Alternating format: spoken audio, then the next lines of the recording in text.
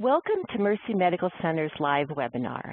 I am Lynn Harmon, Program Coordinator, and today's topic is Why Immunize? Joining us is Dr. James Matsuda, Medical Director of Pediatrics at Mercy Medical Center. After his discussion, he will take questions from our audience. To submit your questions, hover your mouse over the green bar at the top center of your screen and then click on the question answer, the Q&A icon at the far right of the strip. If you don't see the strip, click on the arrow at the very far right and then click on Q&A. Do not click on the chat icon. Then from that top drop-down box, select Host and type in your question. Your questions will be confidential. Well, I'm very happy to welcome you to our webinar today, Dr. Matsuda, and I'm going to turn the mic over to you now so we can go ahead and get started.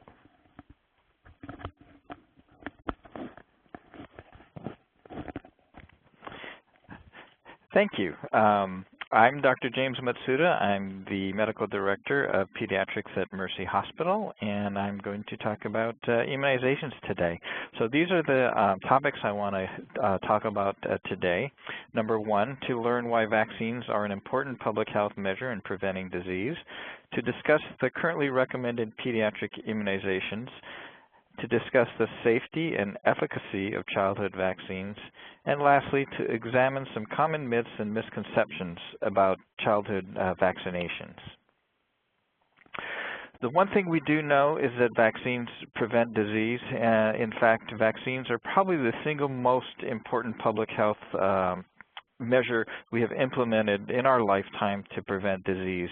And this is how vaccines work. They help develop immunity by imitating an infection, but this imitation infection does not cause the actual illness. It does, however, cause the immune system to develop the same response as it does to the real infection, so the body can recognize and fight the vaccine-preventable disease in the future. Sometimes after getting a vaccine, the imitation infection can cause minor symptoms such as fever. Such minor symptoms are normal and should be expected as the body builds immunity.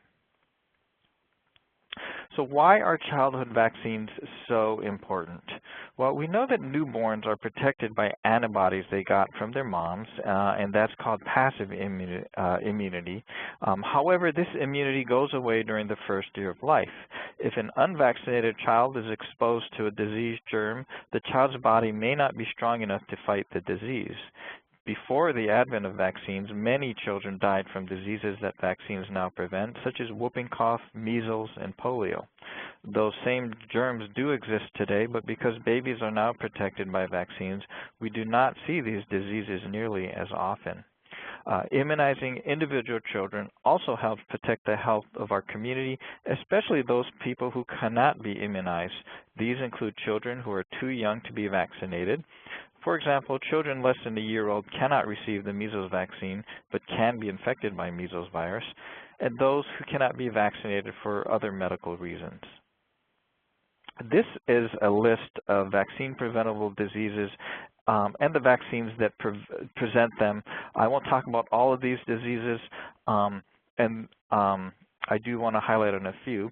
Top on the list is chickenpox, and we do have a vaccine that prevents against chickenpox. This disease is spread in the air by direct contact and can cause rash, fatigue, tiredness, headache, and fever. And some of the complications of this disease include blisters that become infective, encephalitis, and pneumonia. Now, some of you out there may recall getting chickenpox as children, and a lot of parents ask, why do we need a vaccine for chickenpox? It's a disease that, many children have gotten and did fine with. Well, as a matter of fact, before the advent of the varicella vaccine or the chickenpox vaccine, about 11,000 kids a year were hospitalized from complications related to chickenpox, and a few hundred of those kids would die every year as a result of those complications. And that's why we have decided as a pediatric community to start vaccinating children for chickenpox. Some of the other diseases you may recognize and some you may have never heard of because we just don't see very often: diphtheria, Haemophilus influenza type B, hepatitis A and B, flu or influenza, measles, mumps, pertussis, polio, something called pneumococcus, which is a form of strep that causes severe infections in small children, rotavirus, which is an illness that causes vomiting and diarrhea, rubella, and tetanus. So these are the main diseases that we vaccinate for now in children. So this is an example of the recommended immunization schedule for children up to kindergarten. These are the diseases they're immunized for. So hepatitis B, they get at birth, between 1 and 2 months, and again between 16 to 18 months. So for a given vaccine, they need sometimes 3 or 4 boosters to become completely immunized. So you can see that at a given time, for instance, at 2 months, they were receiving all of these vaccines. Fortunately, some of these vaccines are combined together so that they don't get as many shots. So this just gives you a general idea of what children are getting at different time intervals before they are ready to go to kindergarten. So there are concerns about immunizations that parents ask, and these are probably the 4 most common questions we as pediatricians get from parents. One, are there too many vaccines? So on the previous slide I showed you, they are getting all of these vaccines throughout their childhood, and some parents say, well, you know, is that too many? Is natural immunity better? For instance, is it better to get measles and be done with it rather than get 2 or 3 shots to prevent measles in the future? Do we still need to vaccinate? As I said before, we don't see a lot of these diseases anymore. For instance, polio has been close to being eradicated, especially in the United States. Why do we still need to vaccinate for something that we don't see anymore? And lastly, but probably most importantly for parents, is the question, are vaccines safe? So what I want to do in the next few minutes is to talk about these questions individually to give you a better idea of you know, how I can alleviate some of these parental concerns.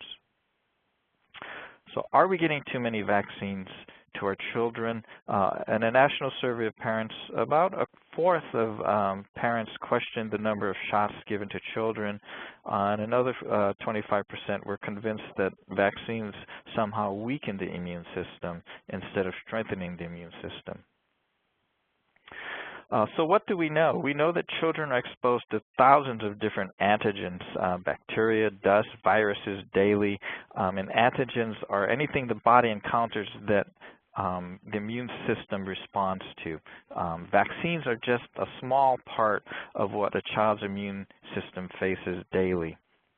Children are able to generate protective immune responses to multiple vaccines at once. So our immunization schedule that I showed you in the previous slide is very well studied and was designed specifically to provide immunity to different diseases at the appropriate time in that child's life.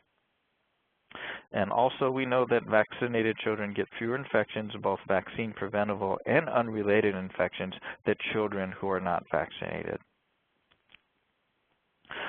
The other question that some parents have, well, why can't we delay some shots so that we don't have to give 3 or 4 immunizations at a given visit? Well, again, the regular childhood schedule is very well tested, and by delaying giving a vaccine at a given visit, you make the child susceptible to disease for a longer period of time. There is really no evidence for benefit to delaying the shots, and the effect on the efficacy of delaying shots is unknown. By separating the shots into multiple shots, you also have increased opportunity for the known side effects. And in fact, some single ingredient vaccines are not available, and that's why the measles vaccine is given as something called the MMR, the measles, mumps, and rubella vaccine. And also, extra shots mean extra visits, which could mean extra time and cost in terms of copays and other costs related to vaccinations. As to the question of natural immunity, and isn't natural immunity better? Well, yes. Immunity after disease follows a single infection. Vaccine immunity may require several doses or boosters, so that if your child were to get the measles, he would be protected from measles for his entire life and would not need any boosters. So yes, natural immunity is better in the sense that you don't need booster shots.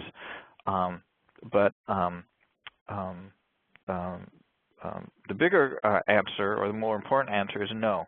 The cost of getting the real or natural infection is pain, discomfort, and the potential complications that we're trying to prevent against from measles and other diseases such as disability and death.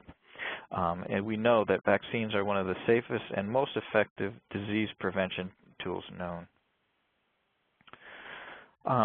Are vaccines safe? So again, this is probably the most important question that parents ask us and the one that they wonder about the most. So I will try and answer this in the next few slides. What we do know is that no vaccine, and in fact no medication, is completely safe. There are common mild side effects to vaccinations, which include pain, tenderness at the shot site, redness, and fever. There are more rare and serious side effects such as anaphylaxis or a severe allergic reaction to some component of the vaccine. But because vaccines are given to healthy children, they must be as safe as possible. And we also know that vaccines are much safer than the diseases they prevent. So you have to look at the risks and benefits of vaccines and know that the benefits clearly outweigh the risks. Kind of a side question to the vaccine safety issue is, do vaccines cause autism? And I think this has been publicized nationally on the internet, and it is a valid concern and a very common concern. Why is it a concern? Well, we know that autism rates are increasing around the world, and we also know that children start showing signs of autism around the same time they get immunizations. But there is lots of scientific evidence that autism actually presents before vaccines are given. And multiple independent studies have shown no link between autism and vaccines. There are over 20 peer-reviewed studies in the medical literature showing no link between autism and vaccines. There was one study in 1998 by Dr. Wakefield in the UK, which did suggest a connection between the MMR vaccine, specifically the measles component of the vaccine, and autism. That study has since been discredited and retracted from the medical literature. There was a concern that thimerosal, which was used as a preservative and which contains mercury, and some of the earlier versions of our childhood vaccines was linked to autism. But thimerosal has been removed from all routine child vaccines in 2001, and we know that even since thimerosal has been removed from vaccines, the incidence of autism continues to rise. Furthermore, on the question of whether vaccines cause autism, no. No one really knows what causes autism. We know that genetics may play a role. We also know that we have to take parental concerns seriously because autism can be a devastating illness for children and their families. And that's why scientists have thoroughly studied vaccines and autism and find no link between vaccines and autism, specifically by looking at vaccinated and unvaccinated children around the world, and found that autism rates are the same in both children receiving vaccines and those that don't receive vaccines. Again, if you don't vaccinate, you are not reducing the risk of autism, but you are increasing the risk of contracting vaccine-preventable illness. So in summary, we do know that vaccines save lives. We know that vaccines are safe, and we know that the scientific evidence shows that vaccines do not cause autism. These are a few resources if you want to do any further research on your own. The first is from the American Academy of Pediatrics. The second is from the Center for Disease Control.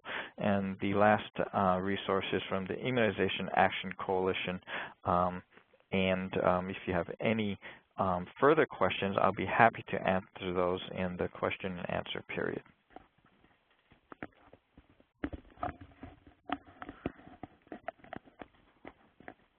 Well, thank you, Dr. Matsuda. Very thorough information there about this topic. Now, to remind our listeners, your questions can be submitted by hovering your mouse over the green bar at the top of your screen and then clicking on the Q&A icon. And if Dr. Matsuda's email address is also posted on your screen if after the this live webinar you have additional questions I would like to submit to him.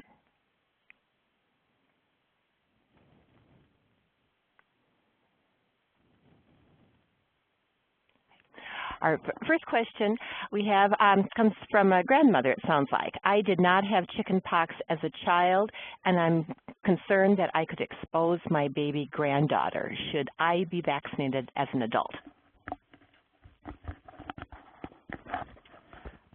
That's actually a very good question, and one that a lot of parents and older adults ask us as pediatricians, in that if you did not have chickenpox as a child, you're worried that you could get chickenpox as an adult and pass it on to a child who has not yet received their vaccine or not yet received the full vaccine. The answer to that question is that yes, that is a concern. You should also know that a lot of adults, even though they think they did not have chickenpox as children, are actually immune to chickenpox as adults and have been exposed to it but did not get a severe case of the chickenpox. What you can do if you're unsure if you're protected against chickenpox is to go to your personal physician, and you can actually have a lab test done to see if you have antibodies to the chickenpox virus or the varicella virus. And if you do, you should be protected and not have to worry about it. The other problem with chickenpox is that the chickenpox virus or the varicella virus can reactivate as adults and cause shingles. And that's why actually we are recommending in adult medicine that anyone age 50 and older can get the vaccine for the shingles if they had chickenpox as a child.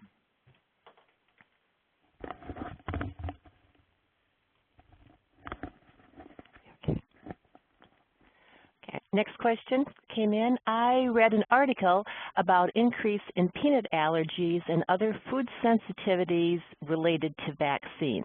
What are your thoughts on this?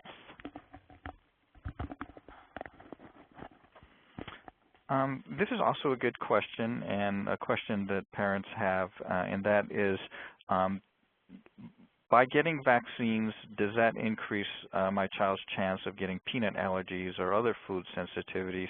And see, the answer to that question is that the research in the medical literature does not suggest an increase of allergies to peanuts or other food substances or environmental allergies following vaccination.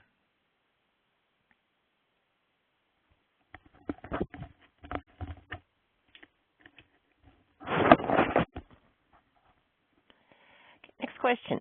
What is causing the outbreak of diseases such as whooping cough that you mentioned, measles, in our country in recent years, both for children and adults?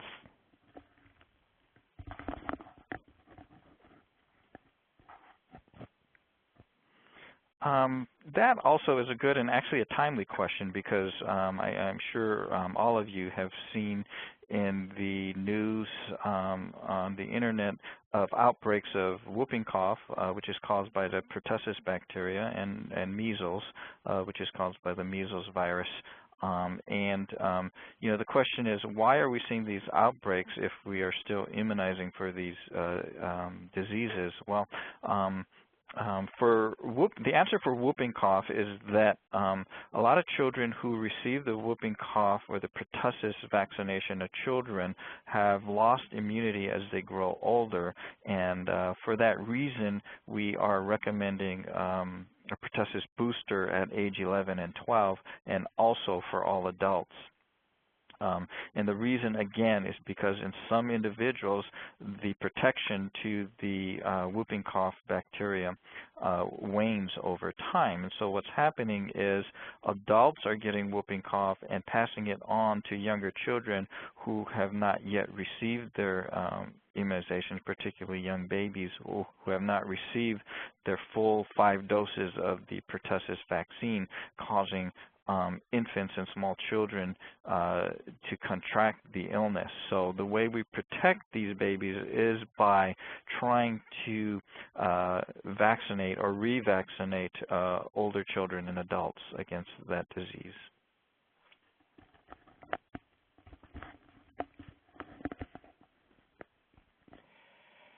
How can we really know autism is not caused by vaccinations? You had said that we don't really know what causes autism. How can we for sure know what doesn't cause it?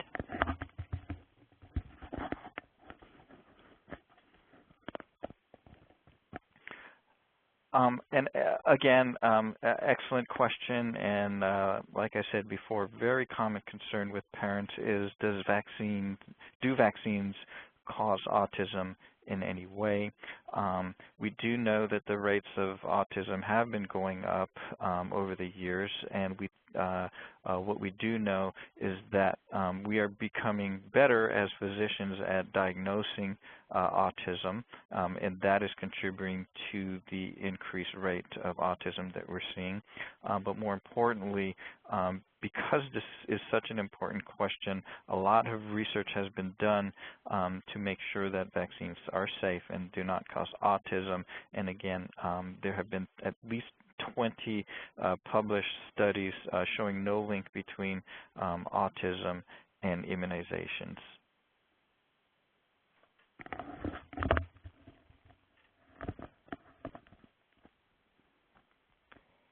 You mentioned some minor side effects after a vaccination. What should I look for? How do I know if it's a minor or something that would be more serious? And what is really your recommendation on the safest way to treat those side effects?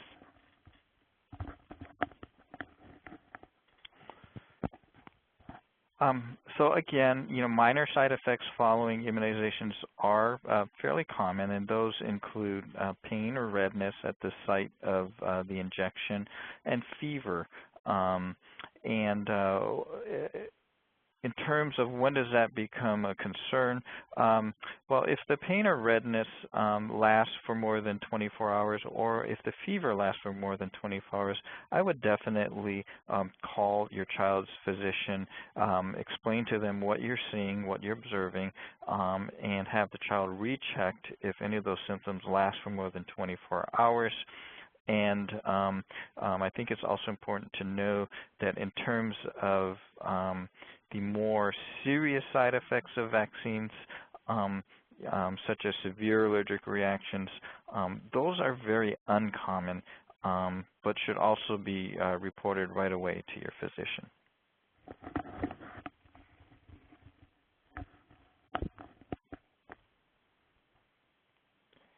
While we wait to see if we have any more questions coming in, I want to tell you about our next webinar topic, which is Understanding Adolescent Self-Harm.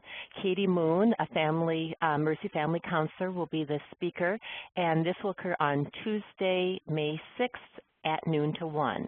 Again, she will take questions live after her discussion.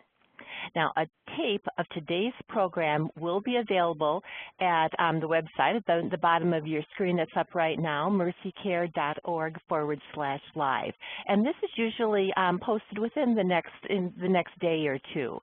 You can also check this website for information about future webinars or listen to any of our past webinars from the last couple years. If you are interested in future Mercy webinars or other Mercy events, you may sign up for Mercy's electronic newsletter at mercycare.org/e-news.